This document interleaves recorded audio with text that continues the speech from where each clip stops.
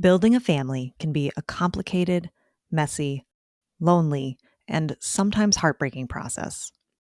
But you don't have to navigate this challenging journey alone. Welcome to the AllPaths podcast, where we support and celebrate all of the different ways there are to grow your family. We're your hosts, Emily and Kate from the nonprofit organization AllPaths Family Building. And today we're excited to talk with our friend Lauren about her journey and to officially introduce her as one of our 2025 Footsteps for Family Building co-chairs. Lauren, thank you so much for joining us today. Thank you so much for having me. I'm thrilled to be here with you. So we are fortunate enough to know you very well. But before we get into your family story, we would love for you just to introduce yourself quickly for our listeners. Sure. So my name is Lauren Hart Clancy. I am proud to be a volunteer of this wonderful organization, AllPaths. It means so much to me to be involved in this community as a peer leader, and also part of the walk. So I'm just trying to be everywhere I can in AllPaths work and your mission, and I'm so thrilled to be part of it. It's been so beneficial to me as someone in my family building journey, during and after. But I have a background in public health. My focus has been maternal and child health, but education and advocacy are my passions in public health. So that's what I consider myself as an educator and advocate, at the heart of who I am and the work that I'm now focused on doing after kind of pivoting in my career post eventual parenthood. Nothing like that to just really make obvious what your values are, especially after such a long journey, coupled with like overlapping with the pandemic and so much social justice, in the news, everything that's been relevant and in our faces. It just feels like, no, this is where I need to be. So that's where I'm focused. And I'm so lucky that I found AllPaths at that same moment where I decided to pivot and said, I'm only going to be doing work with organizations that are value aligned with me and are helping others. So thanks for having me. Well, we're so lucky that you found us. About to say the same thing. We're so lucky that happened too, but we love to hear when it helps you also. That's what we want, of course. Yeah. So you alluded to it, of course, but can you share with us, where did your own journey to growing a family begin? Well, it began back in 2017, actually. I think like most couples, we thought it was going to be simple and, we'll just pull the goalie for lack of a better term, just to be tactful, just to start. And of course it wasn't. And I wish for all people that we didn't have to go through so much heartache to get to answers. And I think that's something I would want to share today is if we can do any preventative testing ahead of time, and that's, something I'd suggest is there are non-invasive ways to do some baseline fertility testing. And I wish we had done that in 2017, because if we had, we would have come across this very obvious male factor diagnosis and not spent a year trying to conceive unassisted that only, led us to feeling so defeated and, high levels of depression and anxiety just from month to month of failing is what it felt like to me. I think everybody, of course, starts fertility treatment from a place of grief because most people have spent countless months and sometimes years trying to do this on their own. And there's so much grief and there's so much pain and shame that goes along with month after month of not achieving what you're trying to achieve. But, a year of that it just seems so unnecessarily cruel when you're lucky enough to have a diagnosis, which I realize, of course, not everybody is lucky to have an answer like that, which can really help feel as though you can find a path forward. There may be treatment protocols available to you, or you won't have to do this guessing game of trying every protocol under the sun before you can get green lit for IVF, for example. Like we were able to start IVF right away, but of course that was a year later. And I already felt so defeated, and I already had been blaming myself, of course, because that's another piece of this is there's so much focus on the woman as being the only factor of fertility and pregnancy when that's just not the case. And for us, it was only a male factor diagnosis that required IVF to be successful. And that was still very much a whiplash conversation for us when we first met with our first fertility doctor, when he made us feel like, oh, this is a slam dunk diagnosis. We're going to start your testing right now. You're going to be pregnant in no time. This is easy. He was about to retire, took us on as a slam dunk case. LOL. That didn't really pan out. And, I don't mean to make light of it. It's just, in But retrospect, there it's so insane. and there is, I think for people who have no experience in this space, there is that misconception that like, oh, Right. you can't get pregnant, just do IVF. Like it's the Right. some simple thing you just roll up to the doctor's office one day and it all magically works the way it should. Right.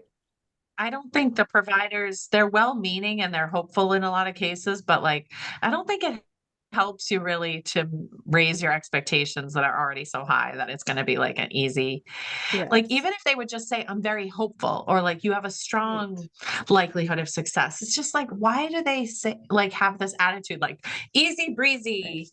Like, because then when it's not, you're like, it adds to your sense of Right. disappointment. So I really It think does. that's not helpful. So if for the providers listening, even if you think that, it's like, don't say it like that. Yeah, and I feel for them. It must be such a tough line to walk as a provider when you want to provide hope, but not, a false sense of that as well. How do you not scare your patients to death with reality, but also make them feel like, we feel good about this, like you said, Kate. And that's something our eventual doctor we had success with did say to me that I loved was, we feel good about this for these reasons. And it was like, yes, okay, that I can wrap my arms around and put some hope behind, but it's not you blowing smoke, you know? And in retrospect, that's a lot of how it felt with our first doctor was, oh, you're building us up in this false way. And when the crash came, it was all the more painful. So how did your experience with IVF go? It sounds like you changed clinics or at least doctors at one point. Yes. So we started, it was by the time we could start, our first IVF egg retrieval cycle was January/February 2019. And we got two blasts out of that cycle, which at the time we didn't know how amazing that was. We're just like, oh yeah, this is what happens. And he said, great, these are your kids. You want to have two kids, here's your family and let's do it. So I was shocked when our first transfer didn't take right out the gate, no pregnancy. And I really believed it was that simple. We had done PGTA testing that was very much recommended to us, and especially with the male factor situation, and this was 2019. I know there's a lot more thoughts about PGT testing now with more recent research, but we were confident this is supposedly a genetically correct embryo, as much as we could tell. I don't have anything that they've found for concerns. We've solved for your infertility are the words that our doctor used. And so when that didn't take, immediately it felt like my fault again. And that was the message that I received, whether it was blatant or not, from our doctor was, oh, we need to put you through more testing because this should have worked. We must have missed something on your side of things. When in reality, I now know that it's not a guarantee that a pregnancy will result from an embryo transfer, and it takes most people three euploid embryo transfers to achieve a live birth, right? It's like 90 something percent at that point. So yeah, I mean, of course it was more of like a 50-50 chance, which I didn't realize. So that was devastating. And then we tried again 2 months later, but this was after a lot of invasive procedures on my end. that didn't, show anything. We just needed to try again. But he refused to change my protocol and wouldn't explain why. So I felt like we weren't doing enough except put me through, more discomfort. It was like, okay, if we're not finding anything structurally or physically with me, did we not do enough for the cycle? Should we have medicated me? This was an unmedicated natural cycle. Should we change things up? And the answer was no. So it was a mixed message of this should have worked, but there's nothing we could do. And that was very frustrating. So I did achieve a pregnancy from the second transfer, but unfortunately that didn't last. So that experience was just, even more devastating, obviously, to finally get a positive pregnancy test after, at that point, a year and a half of trying before and including IVF. It was like, okay, here we go, hooray. Our family was in the know at that point. We told them immediately, this transfer worked, and my beta was so high that the doctor actually emailed me to say, you don't even need to come back for your second repeat beta. This is, again, a slam dunk. And I was like, okay, well, I'm still going to, obviously. And that second number had decreased slightly. So we knew this is the beginning of the end. HCG should be doubling or at least close to it. And it had decreased. Even a slight decrease is indicative of a non-viable pregnancy, right? And that was I couldn't compute it. I really couldn't compute it. And not to mention that, a biochemical pregnancy, even just that term is so hurtful. And just the dismissal of this was a pregnancy, as brief as it was. I worked so hard for it. And to feel like, yeah, not a big deal, you know, let's keep going. It's so invalidating, especially a lot of the terminology around some earlier pregnancy losses. Yeah, a loss is a loss. I feel so strongly about that. And, no matter if you achieved it with assistance or not, any pregnancy is a big deal and should be supported as such and validated as such. And um, you know, I think we do that to ourselves as much as people do it to us. Like if I don't make this a big deal in my mind, I won't be as hurt by it. And of course that's not true. It's like anything. If you don't feel it, it just follows you and it becomes bigger than it maybe had to be. And so that, was its own unique kind of hell, is experiencing loss, with IVF. And then we're out of embryos. So we've just put all this effort in over like an 8-month period to be back at square one and not feel good about our treatment team, from a clinical standpoint, but also from an emotional standpoint. And I remember this, so this was 4th of July week that I finally like passed the miscarriage, and our 5th wedding anniversary was at the end of the month. And that was, little did we know, the last real vacation we would go on before COVID. But we had a regroup with our doctor virtually from our vacation, which is so insane, right? But he had taken our case to grand rounds at the clinic, and I was so excited to hear what someone was going to say or suggest. And he really had nothing to offer, but we're just going to start all over again. Um, and it just felt like more dismissal and not a lot of answers. So I had already been looking for second opinions, and that's where I hadn't found AllPaths yet, but luckily I knew a few people who had been through IVF and was connected to a couple of people that a friend of a friend, I didn't even really know this woman, but my best friend from home said, I want you to talk to so and so. She got some great advice for you. She changed clinics and would love to tell you about her experience. So I remember like hiding in a closet at my office and taking like a 10-minute phone call on my lunch break and talking to this woman who said, listen to me, Lauren, you are a client of their services. You are the boss, and you don't need to be catering to their comfort. And it's just, I had never thought about that. It's like you're a consumer of their services. And if you're not feeling like you're getting what you're looking for, you can leave. You owe them nothing. And it's like, duh. And these are the things that like it seems so silly, but when you're in it yourself and you're just completely have clouded judgment from your own emotional roller coaster, you can't see it that way.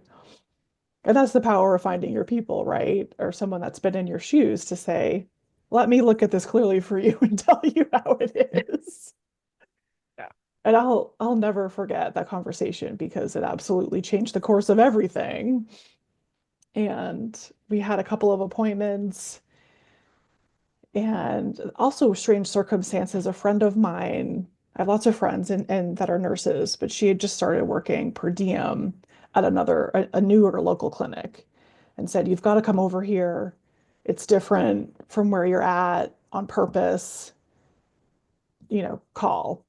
And I was like, okay, I trust you, you know.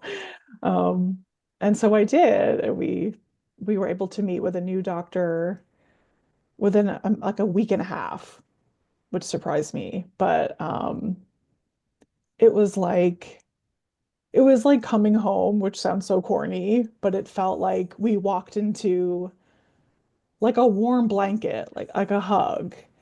It was so drastically different from our initial experience that I was like, okay, I immediately knew it was going to be fine, that we were going to be okay, and that we were going to be taken care of, and we were going to be heard, and we were going to be valued.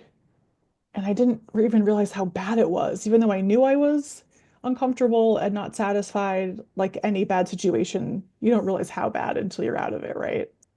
Until you feel what you were looking for and wanting without even realizing it. And then once you feel it, you're Mm. like, oh, yeah, that was not what I wanted or needed. And this is. That is great. Well, I'm so glad you found it. And I mean, my heart always goes out to people who are in an area with limited options to change. That always is one of many things that breaks my heart about access issues is um, but what's one thing we're very Right. fortunate about in New England is we do have options and we can be a very Yes. empowered consumer in that way.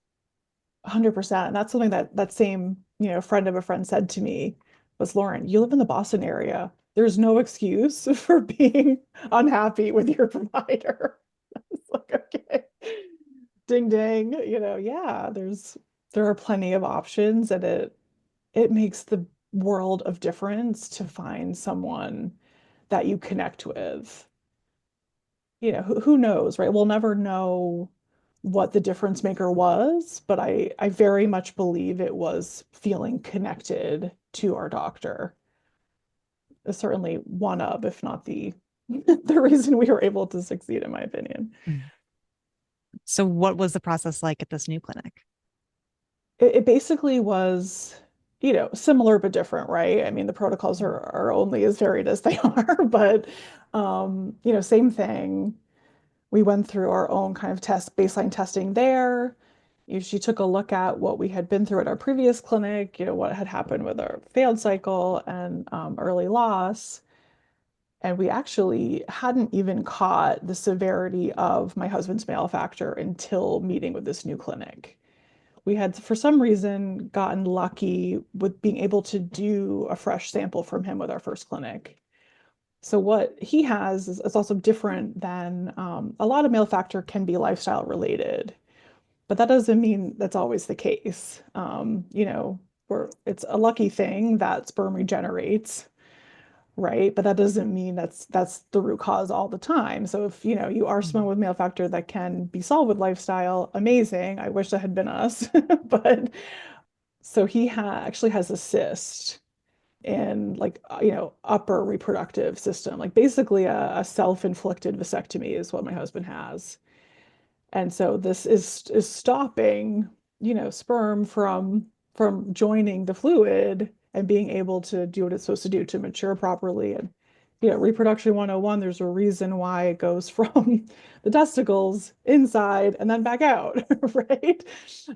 And it's not any sperm that makes it into seminal fluid is either damaged or there's not enough of it. It's the morphology, the motility, and the count was severely low.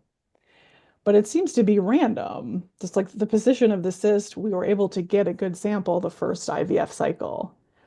But in subsequent cycles, we have always tried a fresh sample and they've never been able to work with it since that first time. So we were blindsided, nobody's fault, but we didn't realize that it was that way. So, and what you did see a urologist, but um, the recommendation was we can't remove this surgically because it could do more harm than good. He doesn't have any functional issues. There's no impact to his health or like urinary or sexual function. So but that could happen if they were to, do surgery and really mess around with things. So at first we were like, oh, great, a cyst, remove it, we're golden. We don't even need to do IVF. And then I was like, oh no, we can't actually touch this. He's going to need an extraction surgery as well as you're going to need more egg retrievals. So it was like another unexpected blow. So we were preparing for my, first cycle with this new clinic, got, an amazing number of eggs, much more than with our first clinic, because that philosophy back there was we're not going to stim you very much. We don't need to get a lot. Whereas our new doctor thought, let's only do this one more time if we can help it.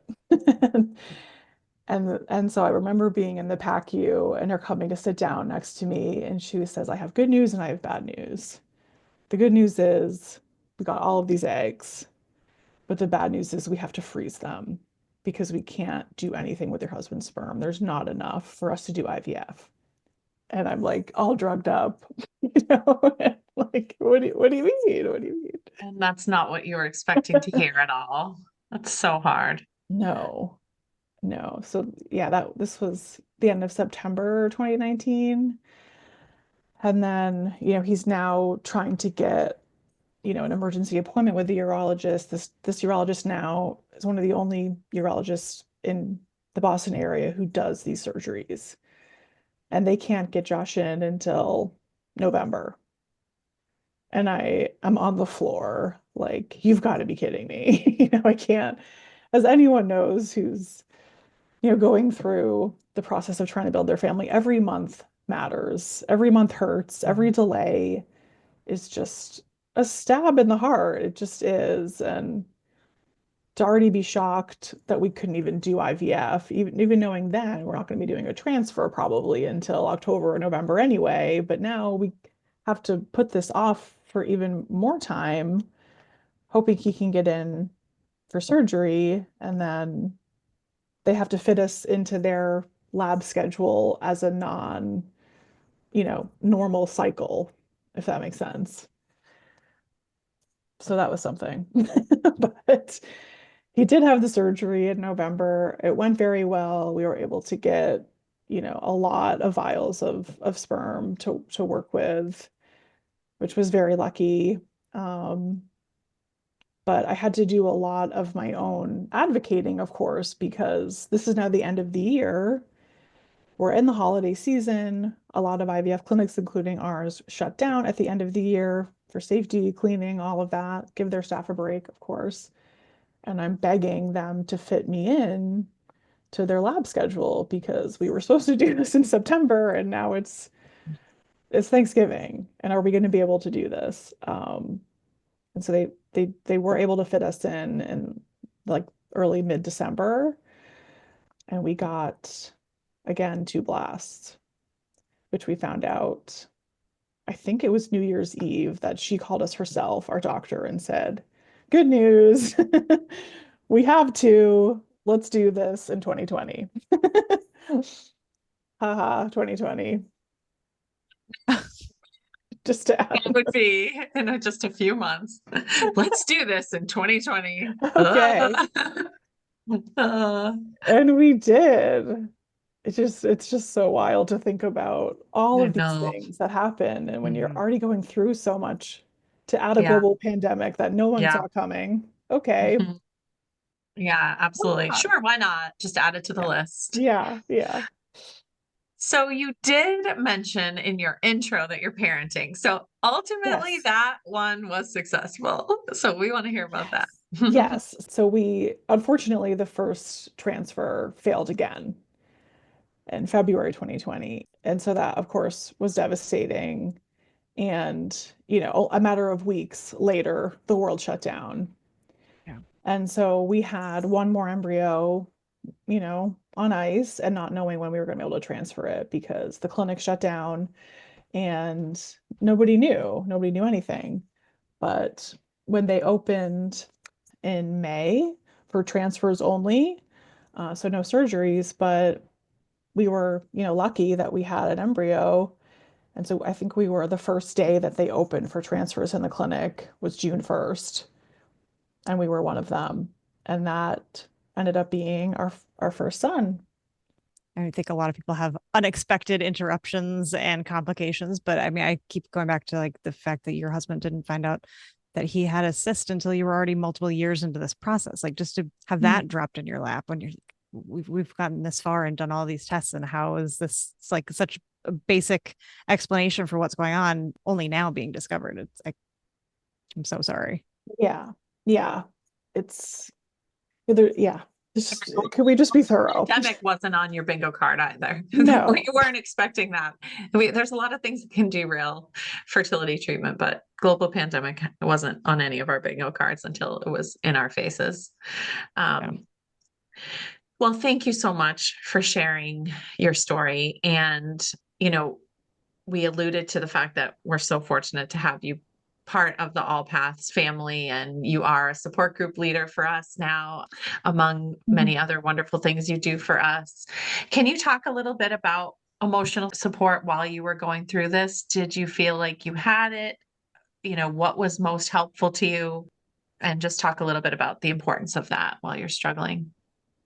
It's everything. And unfortunately, I did not have it, and certainly not enough of it in that first time around. We didn't talk about this in detail, but the road to our second child was also incredibly difficult. But I had support in a better way, in a more thorough way the second time around that made it even more obvious that like what were we doing? We were isolated because of COVID, but we had started this process even before COVID. And I'm just, regretful that we didn't lean into more support at the time.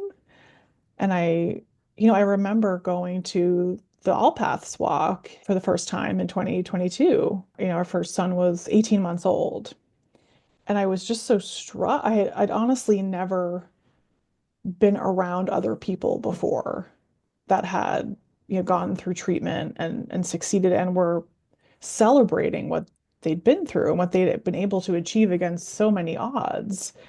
And that was really transformative experience for me that, this is worth celebrating. There's nothing to be ashamed of. You've been through so much and it's okay. It's also okay to find support at any point, which is another thing I Mm, really want to emphasize is that healing is always possible at any time. And even if you're doing this in,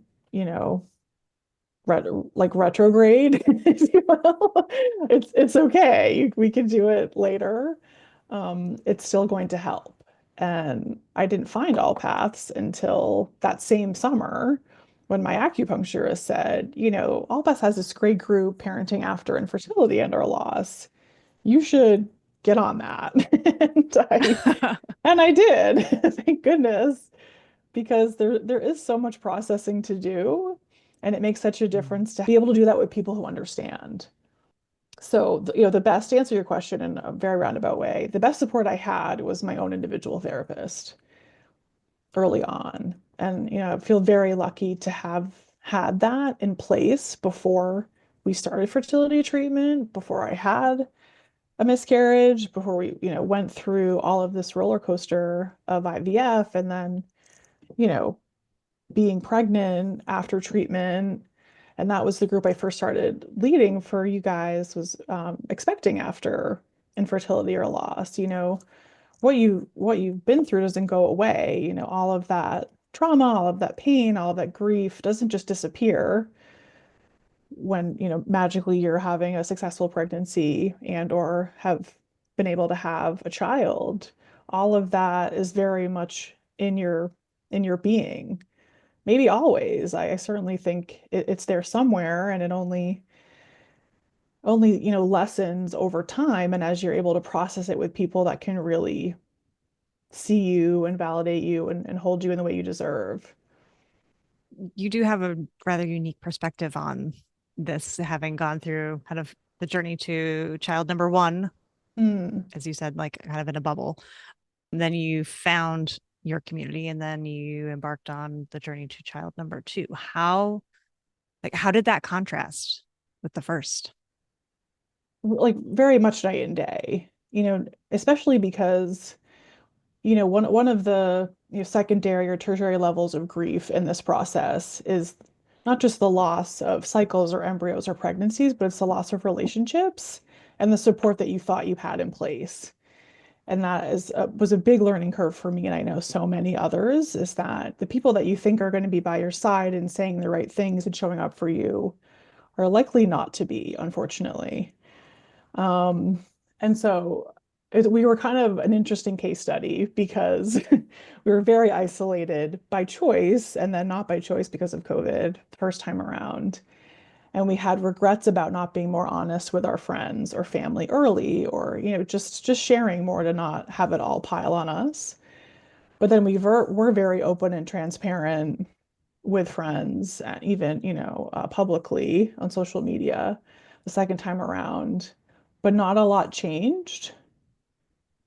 And so that was actually even harder because we thought it was our fault that we weren't, sharing enough and asking for support and being, willing to receive it the first time around. But then when we were the second time around, we were still very let down by people not being there when they did know what was going on. We told them ourselves. I was posting about it on social media. And there were still crickets in a lot of these same circles.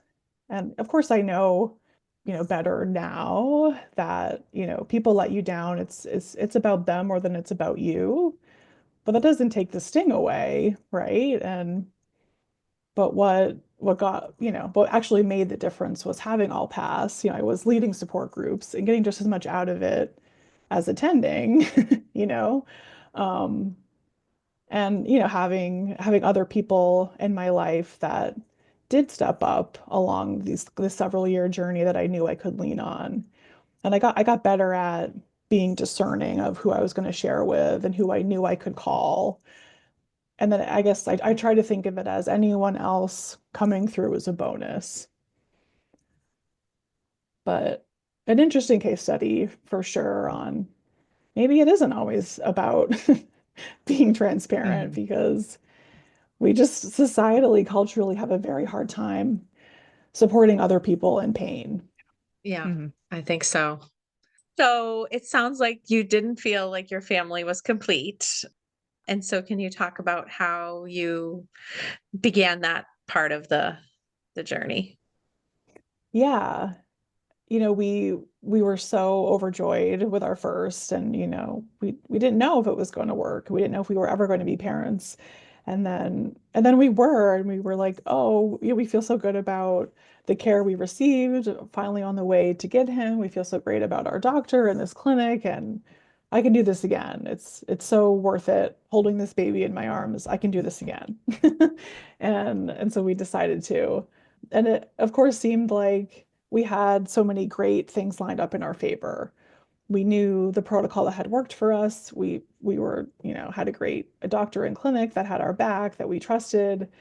And so we just jumped right in after our first son turned two. And, I always say that IVF finds a way to humble you, and it certainly did. This time around, we navigated different challenges than the road to our first. We were able to make embryos relatively easily the first time around, even though our, you know, attrition rate is just higher than average because of the male factor situation.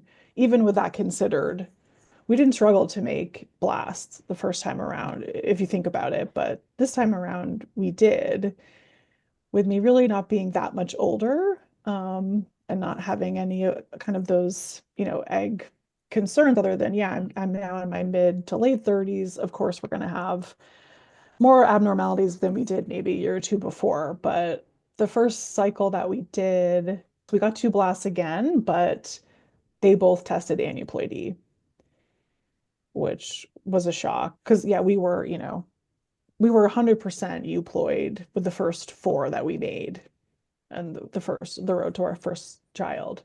So we just, didn't expect that that would be a thing, even though we should have. So a failed cycle all in all, because we couldn't move forward with either of those embryos. And then it was the next cycle a couple of months later that ended up being a total loss, no blasts, which was insult to injury because I also had an abdominal bleed complication after that egg retrieval and was hospitalized. So I remember, being in the hospital and thinking, this is awful, but it's going to be okay because we're going to have some plus at the end of this and it's going to be worth it. This is going to be the cycle where we finally get another embryo we can use. And yikes, just put my health at risk and had nothing to show for it. So we're now over, completely over after, months of two back-to-back cycles and a pretty serious health scare, more serious than I realized at the time. Just to take a beat. Yeah. So at that point, I thought it was the end of the road for us because I didn't know if it was safe for me to continue to do IVF. And I didn't know if we even had good chances of being successful anymore. So those were my two biggest questions for our doctor when we regrouped was, do you even recommend from a medical safety standpoint that I do another stem cycle? And do you think that we can be successful statistically after what you've seen? And luckily, from a medical standpoint, there's no increased risk of a complication like that happening again just because it's happened. It just was random, and I guess that's typically the case. But of course, there's not enough research to tell us more about this. So, um, it just happens. But, she felt like we're not putting you at increased risk from doing this again if you are comfortable doing it. And if you've had enough, I don't blame you and we can stop. And even with all of that, I wasn't willing to stop yet. I hadn't reached my limit. I don't know when I would have, but we can keep trying if you want. And so we did, enter in home disaster at the same time. We went on vacation to kind of heal physically and emotionally from this, you know, traumatic medical event and second failed cycle in a row, and thought, we're going to come back from vacation and take the bull by the horns and we'll be ready. And that ended up being true, but we ended up having a massive spontaneous flood of an exploded toilet while we were on vacation. And we're out of our house for almost a year because of it. So, this is a good piece of the story that I remember fondly is talking to my IVF nurse. Soon after that, we weren't even placed in temporary housing yet. We were still living with my sister-in-law for about 5 weeks. And I was supposed to call, with my like ovulation confirmation, and we were getting ready for the next stim cycle. And I told her what had happened to our house, and she gave me permission to pause again. And she said, "You're going through so much. Are you sure you want to move forward with the cycle? You don't have to. If you need someone to give you permission to stop, I can be that person." And I said, thank you. That means so much to me. But honestly, how much worse can it get?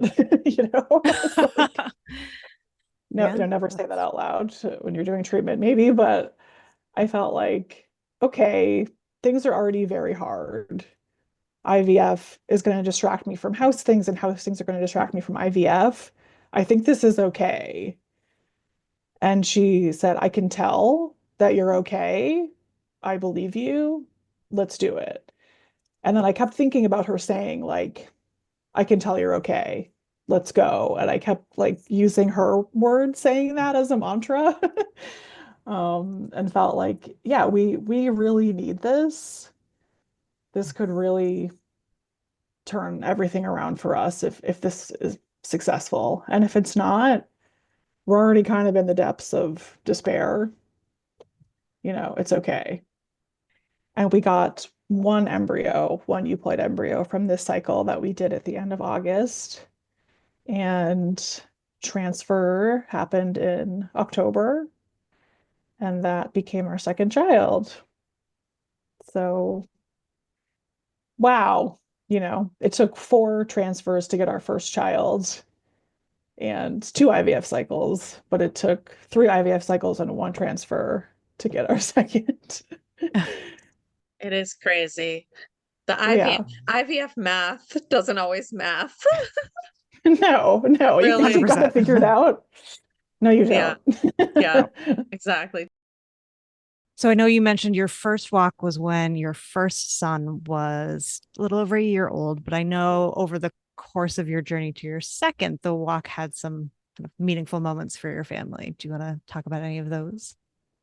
Oh, yeah. I mean, I've been so struck by just how powerful it is to be surrounded by other people that have been through something similar. And, Mhm. being able to meet your people, especially when we were isolated because of COVID for so long on the first part of our journey, getting to see people in their IVF mom t-shirts, IVF dad t-shirts.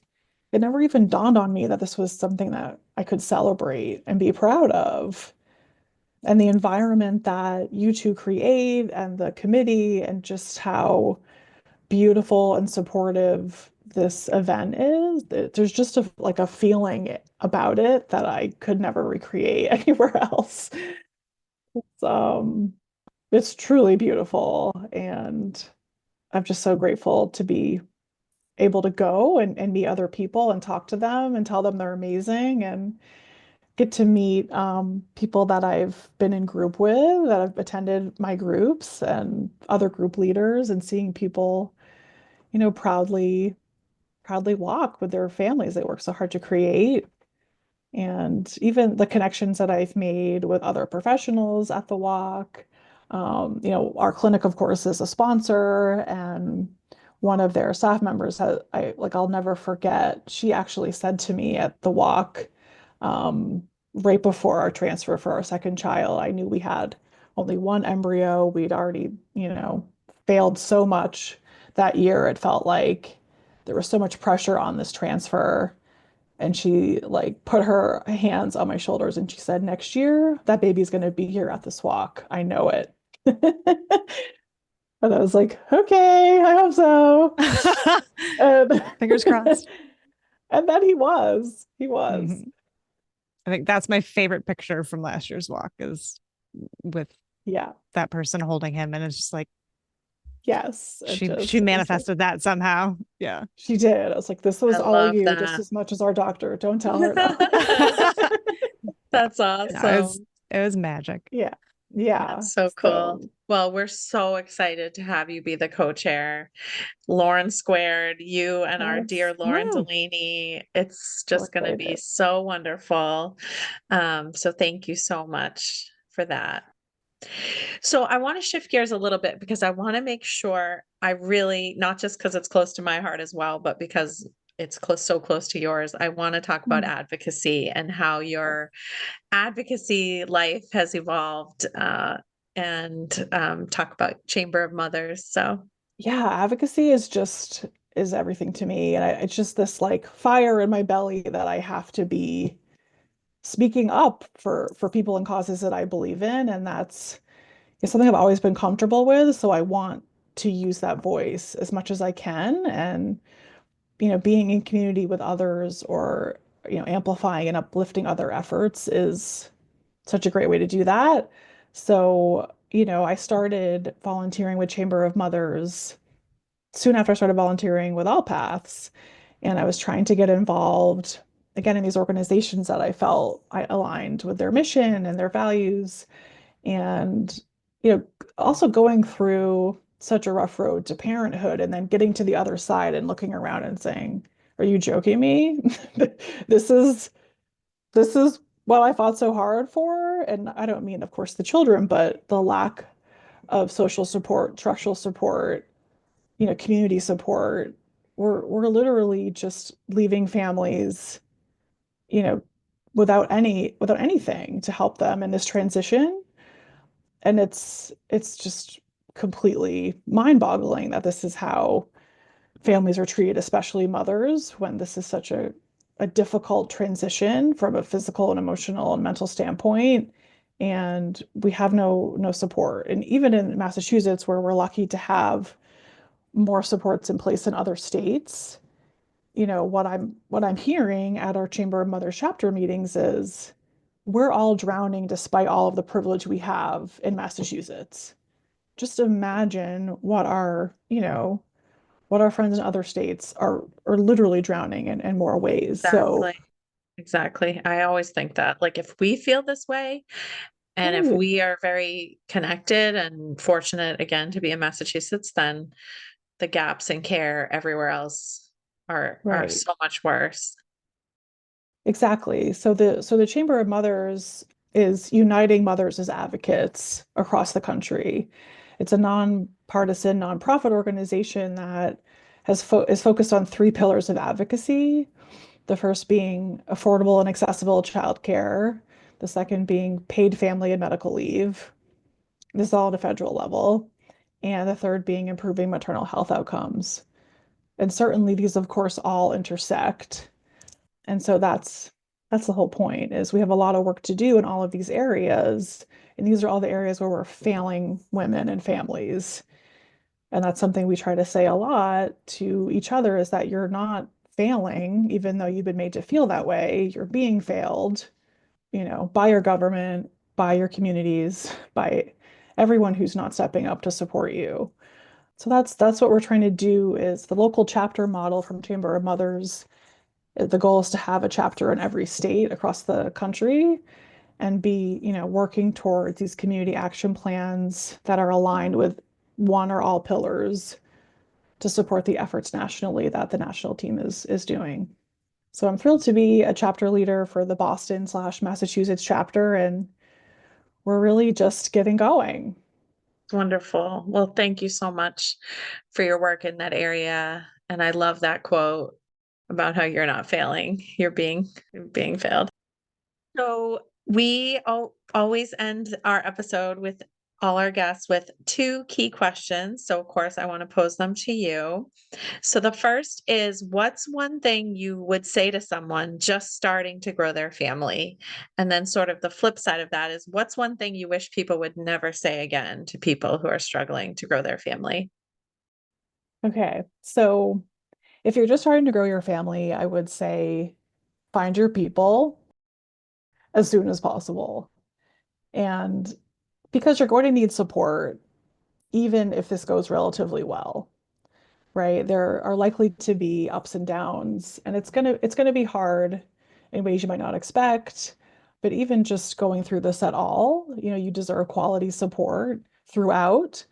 And so get that in place, formally or informally, or both, ideally, before things get hard and overwhelming, before you can't do that easily because you're never going to regret having the support that you deserve as you navigate this. That's wonderful. Yeah. Long-winded as always. No, that was No, it's perfect because it perfect. is sort like when you feel like you're drowning is not the time to then go figure out how to find people to pull you out. You need to have those people lined up, ready to go. Yeah. So hopefully you don't There's Yes, a get to that reason they point. show you the life preservers before you need them. They point them out while you're calm. right, exactly. get your life preservers in place, Yeah. with like formal mental health support with professionals or in group settings from AllPaths. Find your go-to confidants, all of the above Yeah. as soon as possible. So on the negative side, what are your phrases that you want to be extinct? Anything dismissive, of course, all the platitudes no one has the patience to hear. But especially for me, the most triggering start to any sentence is at least, which I'm sure you've heard 1,000 times, but don't say at least to anyone for any reason, ever, please. If you can't be comfortable with the discomfort of someone else's pain, then please don't bother. Don't make it about you and your comfort by dismissing what they're going through and trying to find the positive. That's not what they're looking for right now. They're looking for you to see them and validate them and hear them and not necessarily problem solve or point out the bright side. Absolutely. I love it. Yeah. No, it's so beautifully said by you. And Mhm. I think that's actually a great place to end, even though I don't want to stop talking to you. But I think that's a beautiful place to end. And of course, we agree so much and we love you so much. And Love you guys. thank you so much for joining us on our podcast today and sharing your Thank you for family having me. story and your wonderful insights. And if people want to get in touch with you, and want to get in touch with the chamber, what are the best ways to do that? So you can find me on social media at Village Advocate, and you can find the Boston chapter of Chamber of Mothers at bostonchapter@chamberofmothers.com. Excellent. And we will put that in the show notes. And thank you for being with us. Thanks, Lauren. Can't wait to talk with everybody on October 5th. It's going to be Yes. awesome. Mark your calendars. Thank you so much for having me. We hope you'll join us next time for more family building stories and resources. Be sure to subscribe wherever you listen to podcasts to make sure you never miss an episode. And follow us on social media at AllPathsFB or visit our website, allpathsfb.org, for more information about our work. All Paths Family Building is so grateful to the members of our circle of support who are vital to our ability to provide emotional support, education, and advocacy that is open to anyone struggling to grow their families. Today, we want to recognize and thank Fertility Centers of New England, a first fertility center. Thank you for joining us for this episode. Please help spread the word so that anyone who is struggling to grow their family can join the conversation. It's an honor to walk with you on your family building journey.